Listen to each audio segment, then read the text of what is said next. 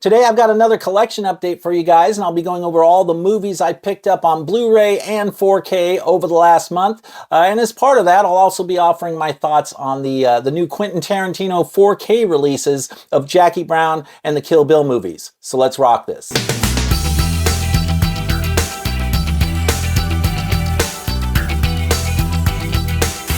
Hey everyone, how you doing? Welcome back. I'm Fuzz. And like I said in the intro, I've got another channel update for you guys today. This is turning out to be kind of a monthly thing that I've been doing with a little bit more frequency compared to what I was doing last year. Throughout most of last year, I was doing these update videos every couple months or so.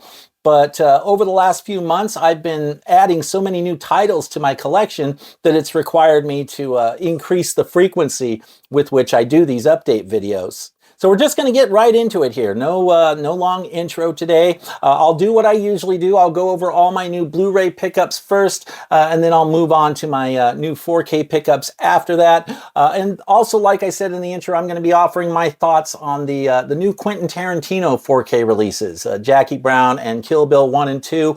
I was originally going to do a 4K takeaways video on just those three films, but I ultimately decided against it, and I've got a couple different reasons for that. I think I'm probably going to be retiring my 4K takeaways series, but it doesn't mean that I won't be talking about new 4K releases. Of course, that will continue on the channel, but the series as it exists right now, I think I'm going to be retiring it or like reconfiguring it or something. And I'll be discussing my plans for that probably next week. I've got a new channel update video coming. It's probably sometime next week. I am going to be making a few little changes to the channel, and so be on the lookout for that channel update video where I'll be discussing the new changes to the channel. All right, so let's just get right into this. Starting off with Blu-rays, new Blu-ray pickups for the month. I've been on a bit of a Peter Hyams kick lately. He's a great director, and there are certain films that he directed that I've always been a fan of, but he has a few films that I had never seen, so I decided to add those to my collection. The first of which is Beyond a Reasonable Doubt, and I still haven't had a chance to watch this yet. You got Michael Douglas here. I don't know if this is any good or not. I didn't even know it was a Peter Hyams film until I started kind of looking through IMDb, his filmography. And so this is one I had never seen, so I thought, yeah, I definitely should check it out, and we'll find out if it's any good. If you guys have seen this, let me know your thoughts on it. I always like hearing from you guys if you've seen something that I haven't in these collection updates. But so I don't know. We'll see. We'll find out if it's worth a shit or not. It's a blind buy from a director I like, so we'll just have to see what happens. But that was my first pickup for the month, Beyond a Reasonable Doubt. Then I also picked up one that I feel like everybody but me has seen, also from director Peter Hyams, The Relic. And I haven't had a chance to watch this yet since I picked it up. I am looking forward to this one. I remember when the movie came out, and I feel like my friends, my wife at the time and her friends, they went and saw it, and they were all talking about it. But I never got around to checking this out and never saw it. So I hope it's a decent film. People seem to like this one. So we'll find out, right? Of course, if you're a fan of this movie, I definitely want to hear your thoughts down in the comments below. So yeah, The Relic. And then the other Peter Hyams movie that I picked up this month was Running Scared. Billy Crystal, Gregory Hines. When did this movie come out? 1986. And yeah, this is one I had never seen. I remember the movie. I remember seeing it at the video store many, many times. And for whatever reason, I never got around to checking it out. At the time, I guess I didn't think I would like a buddy cop drama with Billy Crystal in it. But he was great in this. I really liked this. This was a lot of fun. So it was for a first-time watch, I was really pleased that I added this to my collection. And this is a Kino Lorber release, by the way, but I thought this was a fun film. I got a kick out of it. I thought the chemistry between Billy Crystal and Gregory Hines was awesome in this movie. So yeah, Running Scared, this was a really fun ride. I'm glad I finally got around to checking it out after all these years. If you are a fan of buddy cop action flicks from the 80s, then my view is you definitely can't go wrong with this one. So yeah, Running Scared All right, next up, I've got another Kino Lorber release here. I was actually inspired to add this to my collection based on a conversation I was having with one of our Fuzz Club members here, Shuxy, and he was talking about how much he likes Cherry 2000. And so I couldn't get it out of my head. I decided to go ahead and take a chance and get this one too. I've never seen this film. I'm certainly aware of the film, but in all these years, I've never gotten around to seeing it. So I figured maybe it's about time I pick this one up and check it out because I've heard it's pretty dumb fun, kind of almost like a guilty pleasure kind of movie, right? So I thought I'd give it a try. I haven't had a chance to watch it yet, so I am looking forward to doing that. But yeah, thanks for the tip, Shuxy. Really appreciate it, and I'll let you know what I think of it once I do watch this. So yeah, Cherry 2000. And then also from Kino Lorber, I picked up a 1989 film starring Gene Hackman. I'm talking about The Package. You also got Tommy Lee Jones in this one and Joanna Cassidy. I haven't had a chance to watch this one yet either. This was a blind buy. Another older Gene Hackman film that I just never got around to checking out, but I've certainly been aware of this film over the years. What do you guys think of this one? You Gene Hackman fans out there, how does this rate among Gene Hackman's catalog, which is pretty huge and vast? But yeah, what do you guys think of this one? I am looking forward to checking it out. It does look like the kind of movie that would be right up my alley. Looks like kind of like an espionage thriller type movie. And so yeah, looking forward to checking it out. The Package. And then next up, I've also been back on a Nicolas Cage kick lately, which, you know, happens from time to time, right? And every time I get on a Nicolas Cage kick, I end up adding more Nicolas Cage films to the collection.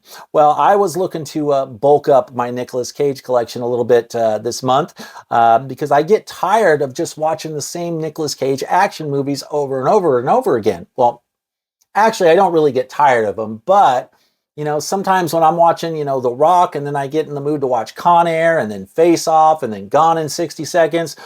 Well, there's only so many times you can watch those films before you decide, hey, you know, I wouldn't mind checking out some other Nicolas Cage stuff that I haven't seen yet.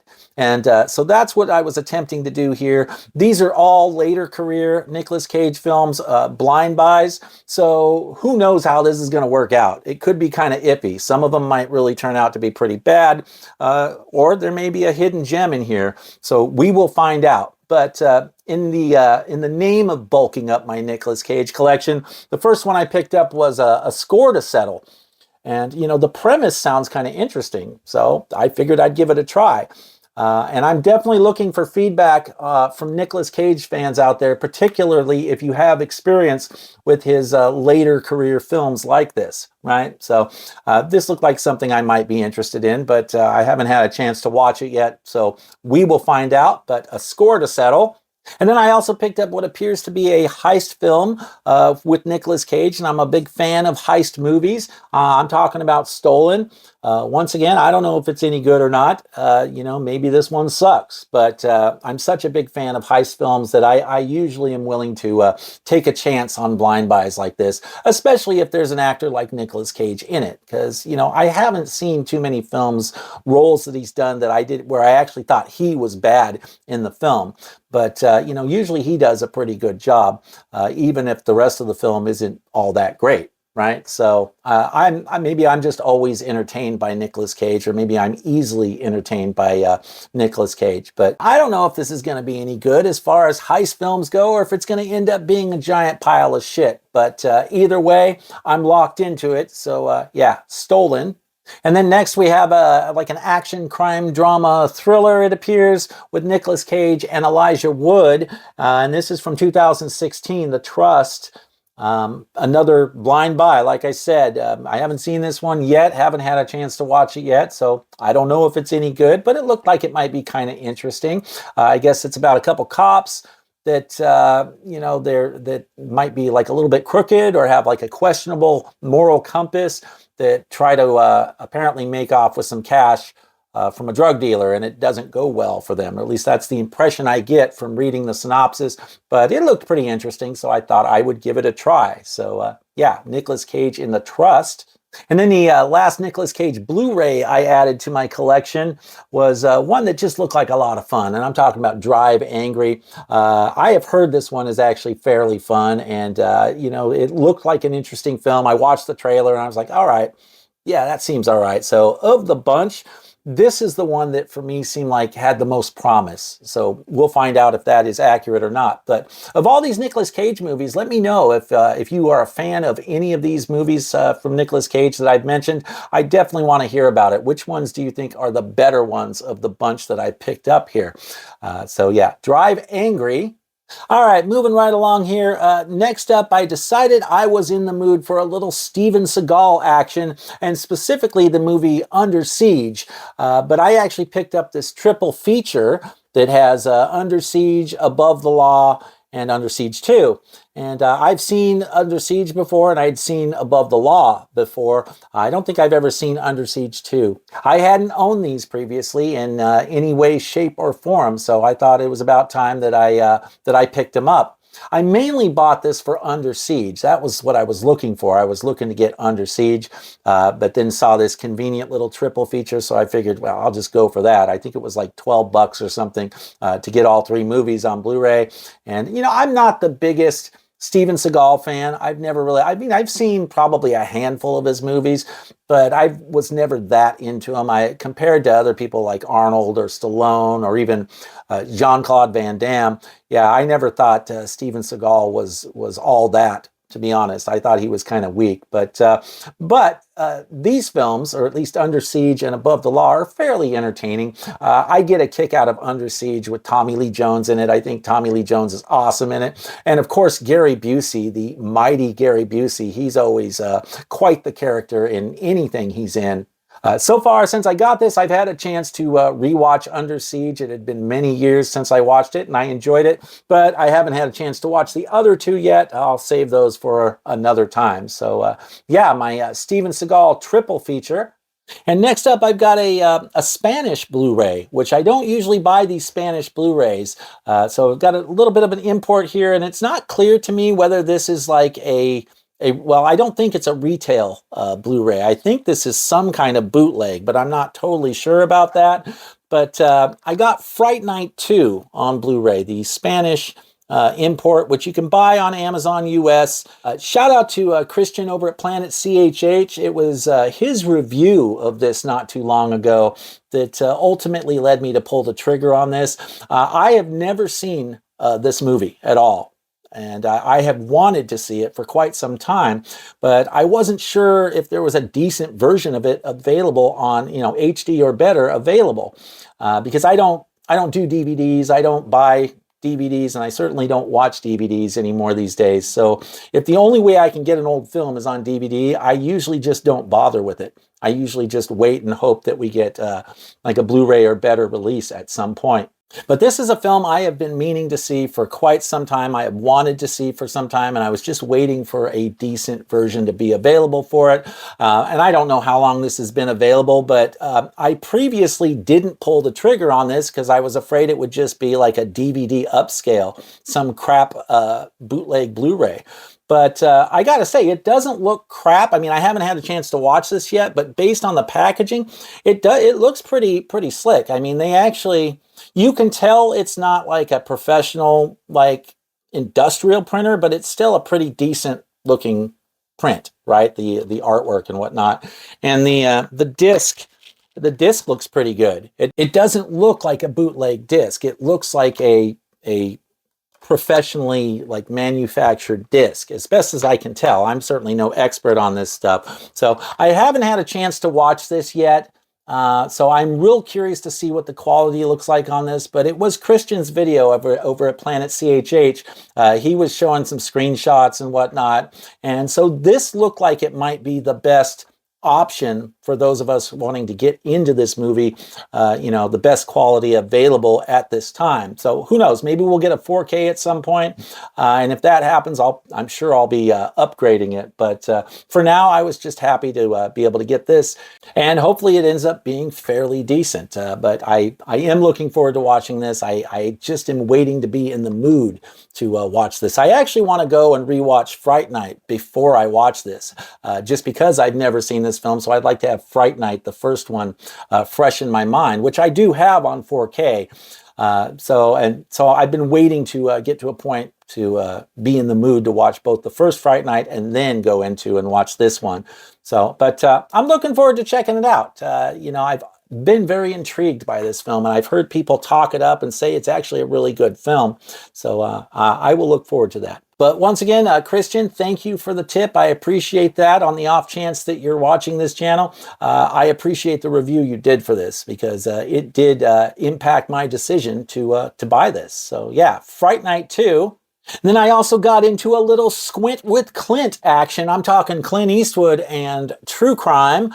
Now, this is a movie I have seen before, but it's been many years. I haven't seen it probably since it first came out, which it looks like was 1999. So you got Clint Eastwood here. You got Isaiah Washington, Dennis Leary, and James Woods in this film.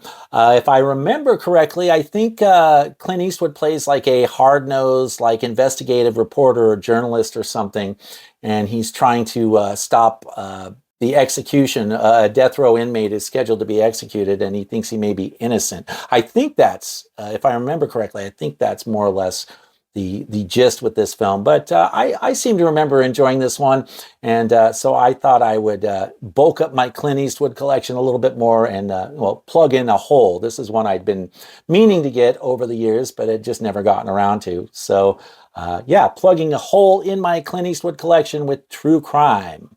And then I also picked up an absolute classic from 1976. We're talking about the movie Network with Peter Finch, Robert Duvall, William Holden, and Faye Dunaway, who I love Faye Dunaway. She's awesome. So this is a great film. I haven't seen it for quite a few years. It's probably been like 20 years, maybe even like 25 years since I've seen this film, but it's an excellent film. And, about the media and about a network. And yeah, it's good stuff. I don't want to say too much about it, but it is an excellent and very compelling drama that I would highly recommend. So if you've never seen Network, check it out. Okay, and then I also added a few more Jason Statham movies to my collection. I've been collecting quite a few of his movies. First up is Jason Statham and Jet Li in War. Haven't had a chance to watch it yet, and it was a blind buy. I haven't seen it before, but looking forward to checking it out. I mean, what a combo, right? Jet Li and Jason Statham. I figured it's got to be pretty good, and there's probably some really good fight sequences in this. So I thought I'd check it out. War from 2007.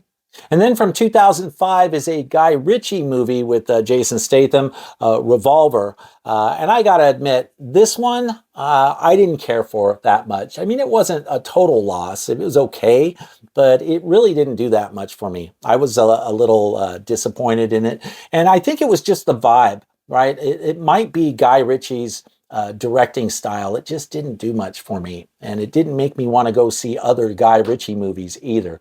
So this will probably end up on a blind buy regrets list eventually, one of my blind buy regrets videos at some point. But I mean, it wasn't a total loss. Like I said, it wasn't like really, really bad or anything. It just wasn't my cup of tea, wasn't really my flavor. So, and it could just be I'm just not a fan of the style of this director and the way he operates. But on the upside, the film does have Ray Liotta in it, and I'm a big Ray Liotta fan. I usually think he's pretty great in most of the stuff he's in. I've always liked Ray Liotta. I just love his intensity, and you can't go wrong when you got Ray Liotta in one of your movies. So there is that. But aside from that, it wasn't quite enough to save the film overall for me. So yeah, it was just okay. Didn't do that much for me overall. So yeah, Revolver And then I picked up one other Jason Statham film. This is from 2015, a movie called Wild Card. And, I don't know if this is any good or not, or if this is total shit. Let me know. For those of you who've seen this one, let me know if it's any good in the comments. But another one of those blind buys I just thought I'd take a chance with and try to bulk up my Jason Statham collection a bit more. So we'll see how this one goes. But Wild Card. And then the last Blu-ray for the day, the last Blu-ray pickup is, I want to give a shout out to Garrett over at Born to Be Rad. Him and Mel recently did a video on alien movies, and this came up in that video, Extraterrestrial, and I actually bought it while watching that video. So Garrett, thank you for that. I appreciate the recommendation. I haven't had a chance to watch it yet, but I am looking forward to checking it out. It looked really interesting, and I love alien movies, so I'm definitely looking forward to checking this out at some point. So yeah, Extraterrestrial, that about wraps it up for my new Blu-ray pickups for the month. By the way, if you're enjoying the content on this channel, do me a favor and please consider subscribing to the channel. And if you do, don't forget to activate that notification bell as well so you can be alerted whenever I'm posting videos that you might be interested in. Also, don't forget to like the video as well. It really does help with the channel's visibility and the algorithm on YouTube. Thank you so much for your support. I really appreciate it. Okay, now let's move on to the new 4K movies I added to my collection over the last month or so. And I don't have as many 4K titles this month as I did last month. Last month I had a ton of new 4K additions to my collection and only like a handful of Blu-rays. This month it's actually the inverse. I obviously had quite a few Blu-rays, but not as many 4Ks this time around. I think I've got, what, 8 or 9 4Ks to go over this time. So first up is a 2008 film, a Scream Factory release. This was another blind buy for me, and I'm talking about Doomsday. Haven't had a chance to watch it yet, but I am very much looking forward to it. I can't remember where I heard about this. It was some channel I was watching. It might have been Robert Meyer Burnett. I think he might have mentioned something about this, and so I pulled the trigger on it. I love post-apocalyptic movies. And this sounds like a good post-apocalyptic thriller, so I thought I'd give it a try. Not real familiar with the lead actress. What's her name?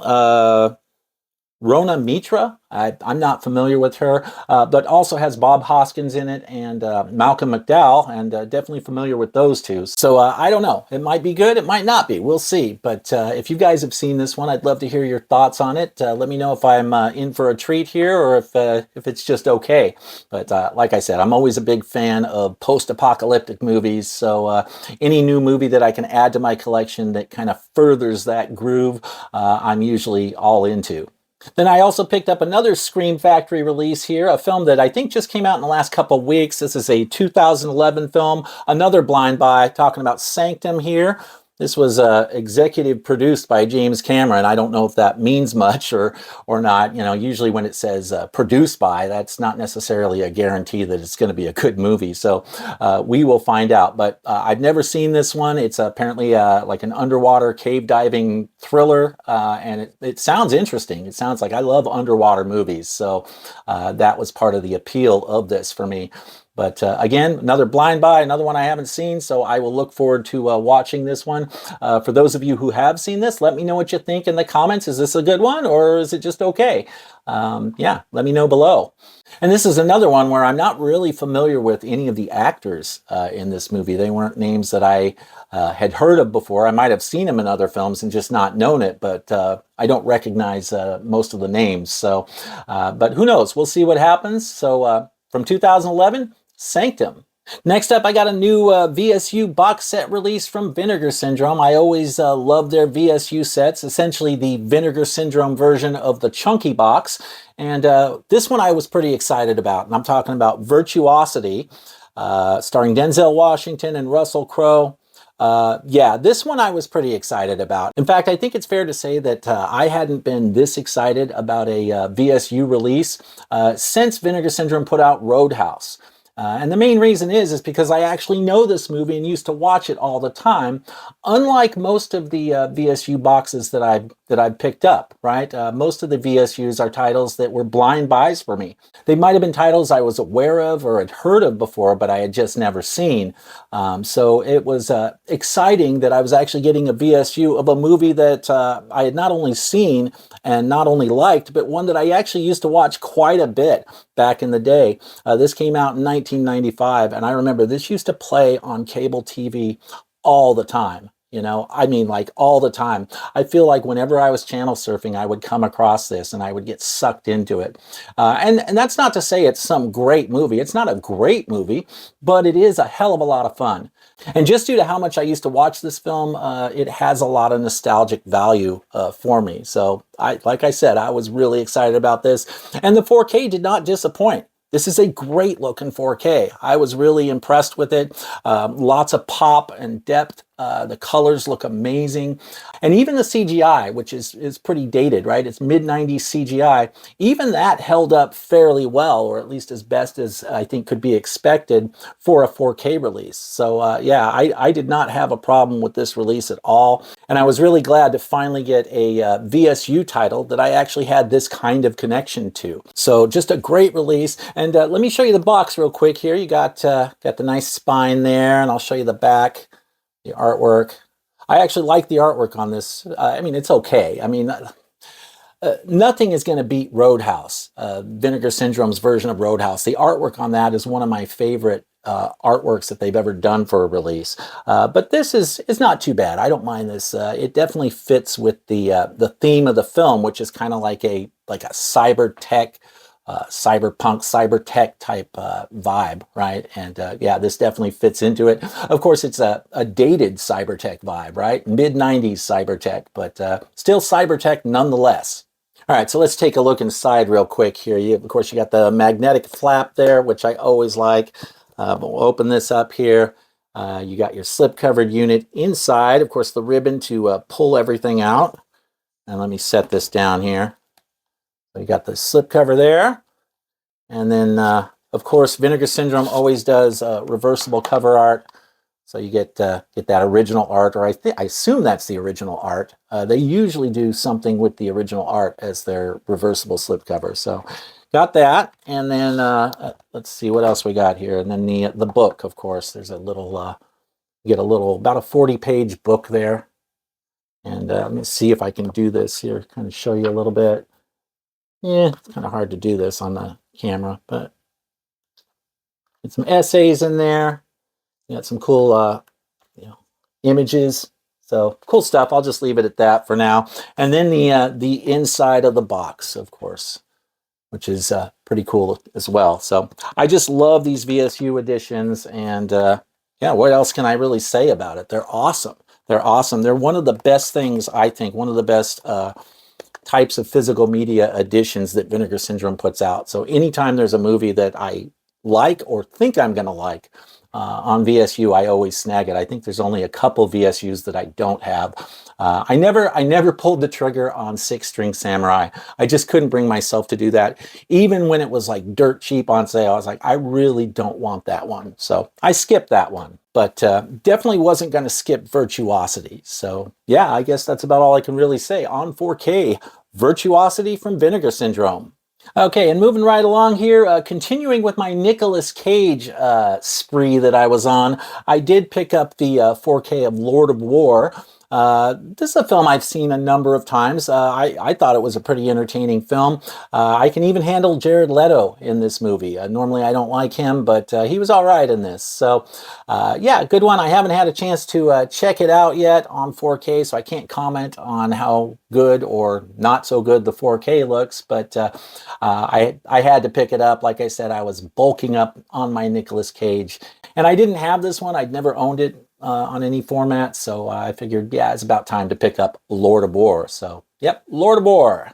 Then I also picked up a Jean-Claude Van Damme movie, the new Lionsgate Steelbook of Kickboxer, which has got a lenticular slipcover. And let's see if I can get it to look the way it's supposed to. I think it's like an animated, yeah, it's kind of like an animated lenticular slipcover, so which I'm just He's busting up the letters of the title, right? So kind of cool. I love Lionsgate Steelbooks. They actually do a really good job with them. And that's, I don't buy a ton of Steelbooks, but I do buy them from time to time. And usually when I'm buying them, a lot of times they are Lionsgate Steelbooks because I think they do a great job. They often give us these cool slip covers with the Steelbooks, which not only looks cool, but it also helps protect the steelbooks a little bit too. So let's take a look at the steelbook. The steelbook looks really nice. And it looks even better when you have it in hand. It's just got a nice kind of veneer to it that looks really cool. But I like the art on the steel book. I think it looks really cool. And the 4K transfer looked great. I watched this and no complaints at all. It certainly looked better than I had seen it look before on my Blu-ray. This was an upgrade from Blu-ray to me, or for me, but the 4K looks fantastic. So you definitely won't hear any complaints from me about that. So from Lionsgate, Kickboxer on 4K.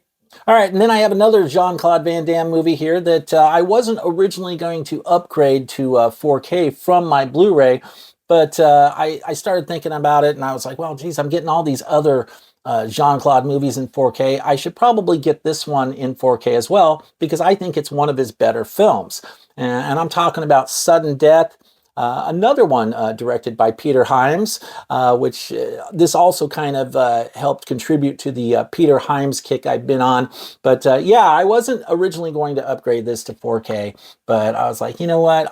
This is like rates higher for me as far as Jean-Claude Van Damme movies go. It's like I can't very well have these other movies on 4K from Jean-Claude, but not have one of my favorite Jean-Claude movies on 4K. So I ultimately pulled the trigger on it.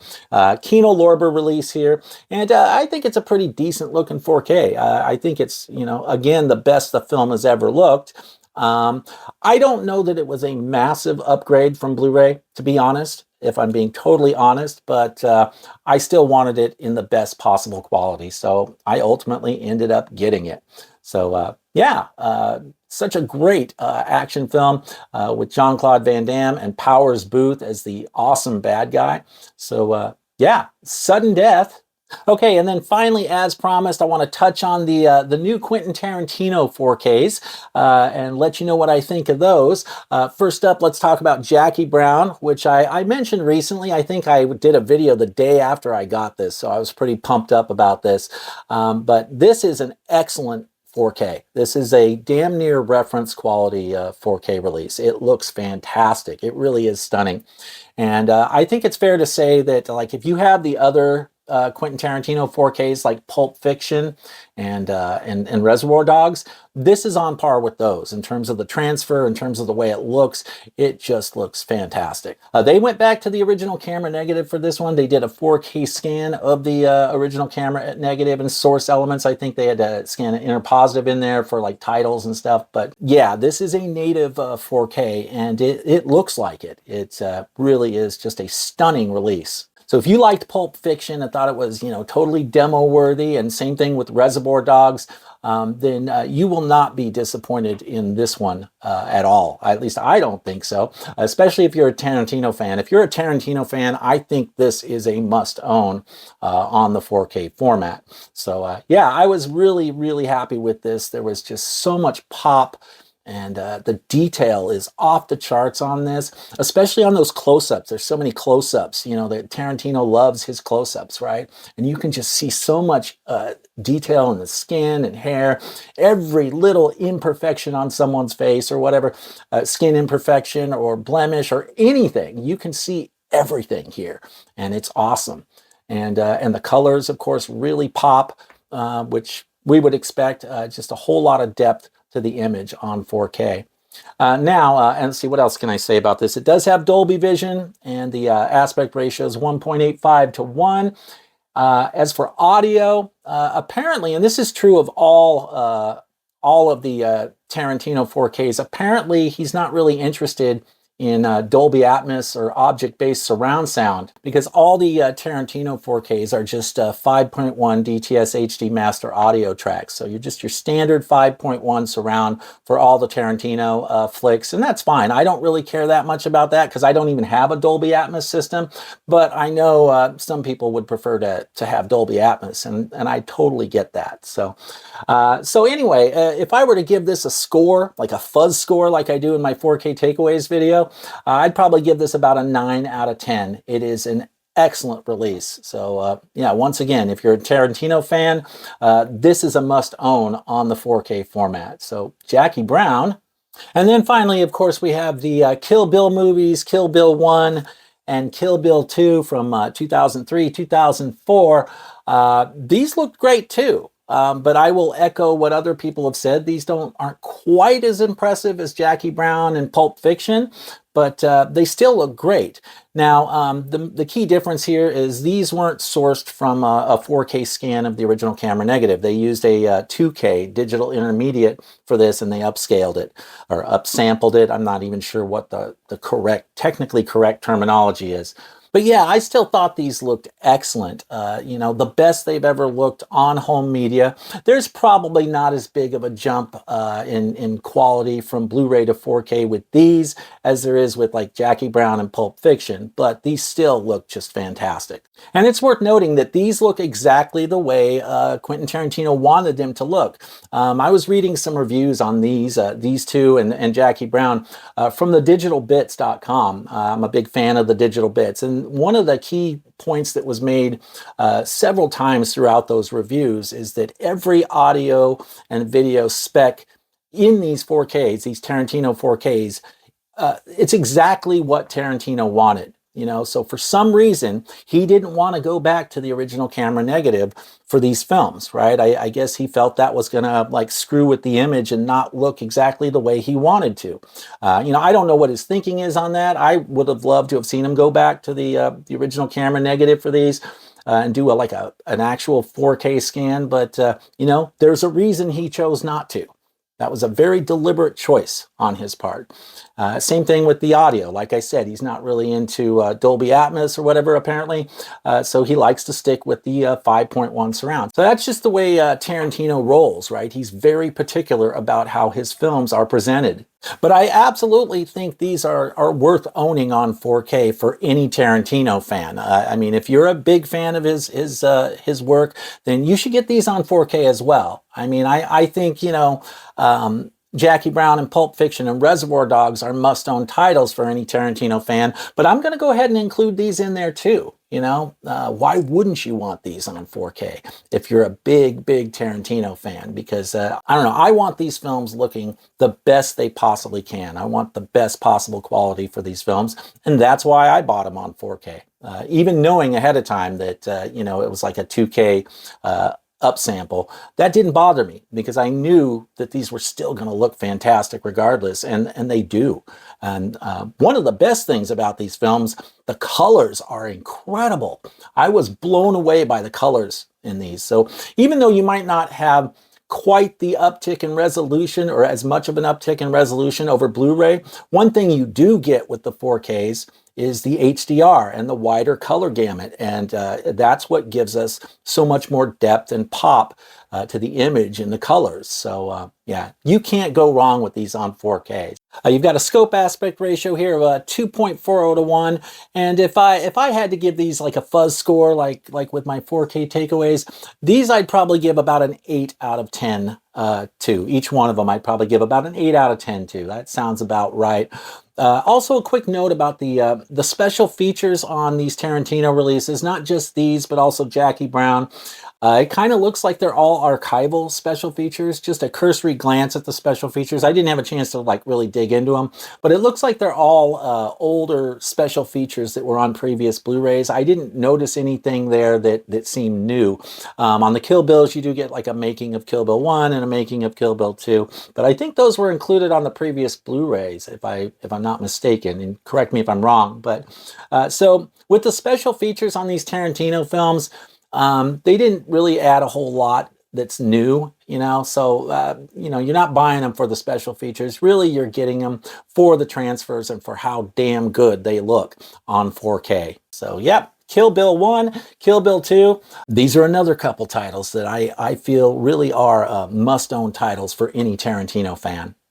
Okay, so that about wraps it up for my latest collection update, everything I picked up over the last month or so. Let me know what you think of my new pickups in the comments below. And also let me know what titles have you added to your collection? What have you been watching over the last month? I always love chatting with you guys and hearing from you guys, so make sure you leave me some feedback down below. Also, don't forget to like the video and subscribe if you're not already subscribed. Thank you so much for watching today, guys. I really appreciate it, and I'll see you soon.